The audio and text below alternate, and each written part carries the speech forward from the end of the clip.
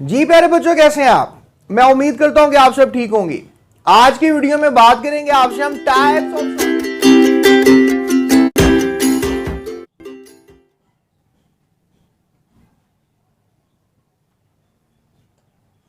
और इसके अलावा क्रिस्टलाइन सॉलिड्स।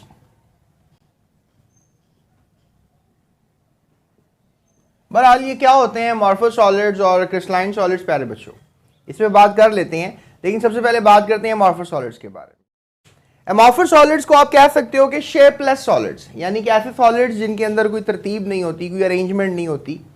आप कह सकते हो कि solids in which the particles are not regularly arranged on their regular shapes are destroyed. और आप ये भी कह सकते हैं कि इनकी जो रेगुलर शेप्स हैं वो क्या हो जाती हैं, डिस्ट्रॉयड हो जाती हैं।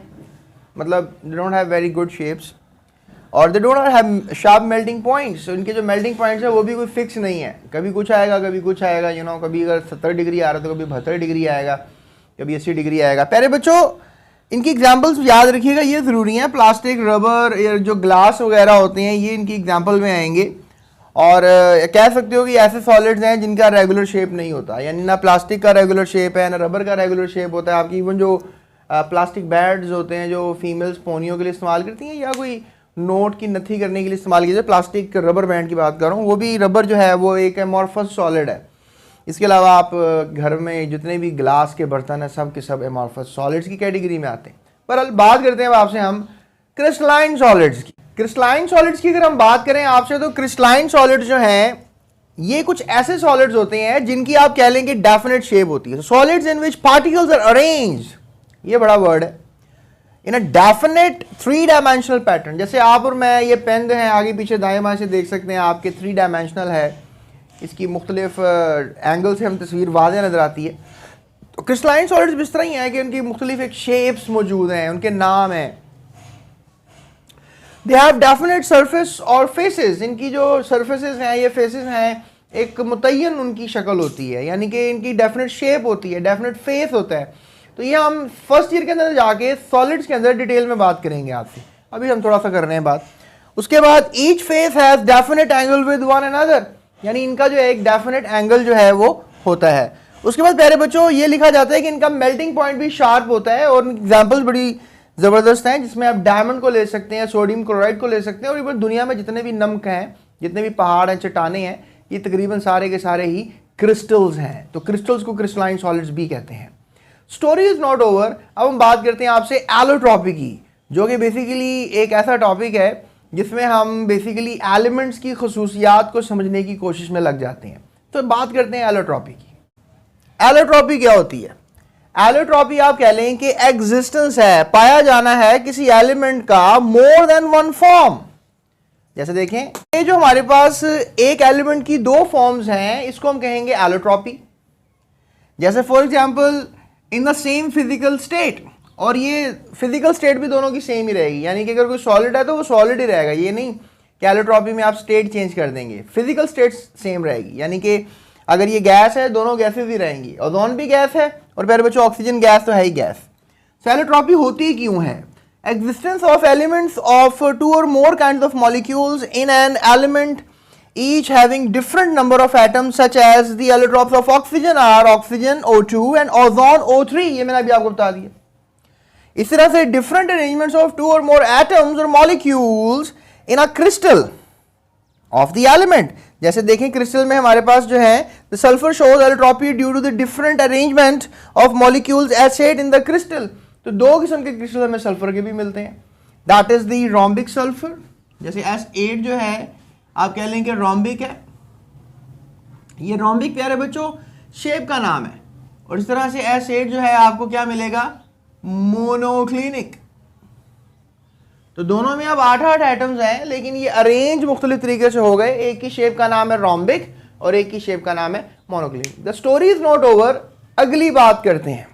तो प्यारे बच्चों एक बात आपने और याद रखनी है कि जो एलोट्रॉप्स होते हैं वो डिफरेंट फिजिकल प्रॉपर्टीज जो है शो करते हैं, लेकिन केमिकल प्रॉपर्टीज उनकी सेम रहती हैं। यानी देखें ओजोन गैस का कलर कुछ और होगा, जैसे ब्लू होता है, आपको पता है ओजोन एक लेयर है अर्थ के ऊपर और आसमान नीला ओजोन की वजह से ही नजर आता है। लेकिन ऑक्सीजन का कोई कलर नहीं है, तो देखें फिजिकल हालतें दोनों की डिफरेंट होगी, कलर चेंज हो गया। लेकिन देखें अगर जो केमिकल प्रॉपर्टीज़ हैं ओजोन की, वही केमिकल प्रॉपर्टी जो है वो ऑक्सीजन की भी होंगी। मतलब अगर लेट्स से दैट ऑक्सीजन किसी दूसरे केमिकल से रिएक्शन करता है तो ओजोन भी दूसरे उसी केमिकल से रिएक्शन कर जाएगी। तो दोनों की ये प्रॉपर्टियाँ जो हैं वो सेम होंगी। उसके बाद एलोट्रॉप्स जो हैं उनके अगर सॉलिड जो एलोट्रॉप्स हैं उनकी डिफरेंट अरेंजमेंट हो जाती है एटम्स की एट अ गिवन टेम्परेचर। ये हमने एक चीज़ नोटिस की है, जैसे हमारे पास लेट्स से दैट के रोम्बिक सल्फर था, अभी मैंने आपको बताया। तो अगर वो 8 एटम्स इकट्ठे रह रहे हैं एक इस शेप में, रोम्बिक शेप का नाम है, तो अगर 96 डिग्री से टेम्परेचर बढ़ाएंगे आप तो फिर वो जो हमारे पास S8 मॉलिक्यूल है वो किसी और शेप में आ जाएंगे, उस शेप का नाम मोनोक्लिनिक होगा। यानी 96 एक ऐसा टेम्परेचर है जो एक फिजिकल स्टेट को दूसरी फिजिकल स्टेट में कन्वर्ट कर रहा है। मतलब क्या लें कि अरेंजमेंट को, फिजिकल अरेंजमेंट को, एटम्स की अरेंजमेंट को। तो आप कह सकते हैं कि अरेंजमेंट ऑफ एटम्स जो है वो किस पर डिपेंड करती है? टेम्परेचर पे, एक खास टेम्परेचर पे, ऐसा टेम्परेचर जिस पर एक अरेंजमेंट ऑफ एटम्स चेंज हो जाए दूसरी अरेंजमेंट ऑफ एटम्स में। यानी कि जो रोम्बिक है वो मोनोक्लिनिक में कन्वर्ट हो रहा है एक 96 डिग्री टेम्परेचर पर। इस टेम्परेचर को कहते हैं चेंज कर देने वाला टेम्परेचर, इसे हम कहेंगे ट्रांजिशन टेम्परेचर। ट्रांजिशन का मतलब है कि इन बिटवीन, एक ऐसी इन बिटवीन, इधर से इस तरफ जाओगे तो रोम्बिक है, इस तरफ जाओगे तो मोनोक्लिनिक है। एग्जांपल्स और भी हैं, जैसे फास्फोरस वाइट है, 250 डिग्री टेम्परेचर दें तो वो अपनी शेप चेंज कर लेगा, रेड हो जाएगा। जैसे एग्जांपल और भी है, टिन है, क्यूबिक शेप में है, 13.2 डिग्री टेम्परेचर दें तो वो क्यूबिक से जो है वो टेट्रागोनल हो जाएगा। तो लिहाजा ये देखिए इसमें भी क्या हुआ कि 13.2 डिग्री टेम्परेचर ऐसा टेम्परेचर हुआ जिस पर क्या हो रहा है कि क्यूबिक से वो क्या हो रहा है, अपनी शेप चेंज कर रहा है, टेट्रागोनल कर रहा है। तो आपको ये एमसीक्यू आना है बोर्ड में, ट्रांजिशन टेम्परेचर क्या होता है। आपने कहना है ऐसा temperature at which allotropes changes into another, एक एलोट्रॉप दूसरे एलोट्रॉप में कन्वर्ट हो जाता है। आपके पास रोम्बिक एलोट्रॉप है सल्फर का, मोनोक्लिनिक में कन्वर्ट हो गया। आपके पास व्हाइट फॉस्फोरस है, फॉस्फोरस का व्हाइट फॉस्फोरस है, और यहाँ पे फॉस्फोरस आपके पास रेड हो गया 250 डिग्री पे। और 13.2 डिग्री पे क्या हुआ, आपके पास ग्रे टिन है जो कि व्हाइट टिन में चला गया, यानी क्यूबिक शेप से टेट्रागोनल शेप में चला गया, कन्वर्ट हो गया। तो पहले बच्चों ये है एलोट्रॉपी जो मैंने आपको समझा दी है। सो इतना रॉकेट साइंस नहीं है एलोट्रॉपी का टॉपिक, आसान सा है। बोर्ड का 2 नंबर का सवाल है, डन क्वेश्चन इसमें से आता है, और एक एमसीक्यू इसमें से लाजमी आता है। ये ट्रांजिशन टेम्परेचर ये अमूमन जो है एमसीक्यू के तौर पे, ये शेप्स जो हैं वो एमसीक्यू के तौर पे पूछ ली जाती हैं। सो ये थी हमारी आज की वीडियो, होप्स आपको पसंद आई होगी। और अभी इस चैनल को सब्सक्राइब करें, अपने दोस्तों के साथ इस एलोट्रॉपी के टॉपिक और टाइप्स ऑफ सॉलिड के टॉपिक को लाजमी शेयर कीजिएगा ताकि उनको भी पता लगे क्या होता है एलोट्रॉपी और टाइप्स ऑफ सॉलिड। और इसके अलावा नेक्स्ट चैप्टर बड़ा ज़बरदस्त चैप्टर है, that is a kind of a chapter जिसमें हम सॉल्यूशंस की बात करेंगे और सीखेंगे कि सॉल्यूशंस क्या होते हैं। आपको पता होगा, बस आपने चीनी और पानी का नमक बना लिया, ओहो, चीनी और पानी का अमेज़ा बना लिया, यानी सोल्यूशन बना लिया, या नमक आपने डाल दिया उसमें चीनी और पानी में, तो उसका बन जाता है सॉल्यूशन। लेकिन प्यारे बच्चों, आप कह लो कि दुनिया में बेतहाशा किस्म के सॉल्यूशंस हैं, और मैं आपको सॉल्यूशन के चैप्टर में बहुत ज़्यादा इन्फॉर्मेशन देने वाला हूँ। लिहाजा GS अकेडमी के साथ रहना आपने। That's it, thank you so much.